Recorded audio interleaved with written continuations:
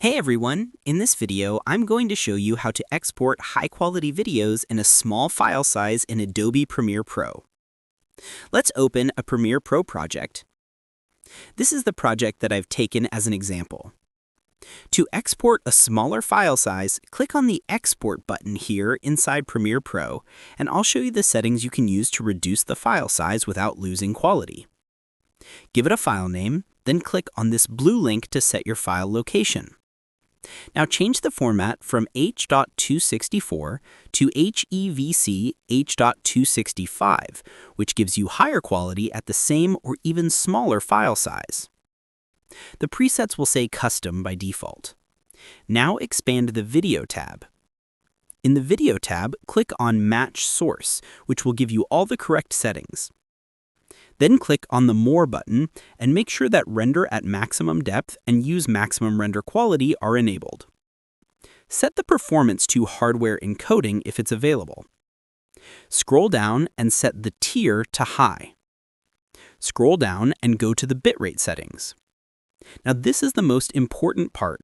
For bitrate encoding, choose VBR 1 pass, which gives you the smallest file size while keeping good quality. Next, adjust the bitrate.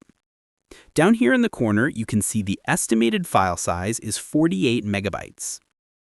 If we change the bitrate from 35 to 10, you'll see the estimated size drop to 14 megabytes, which means we've reduced it to about 1/4 of what it was. But you want to be careful here, because lowering the bitrate too much can ruin your video. A good way to avoid that is to check the bitrate of your original footage. Minimize the app and go to where the video is saved on your computer.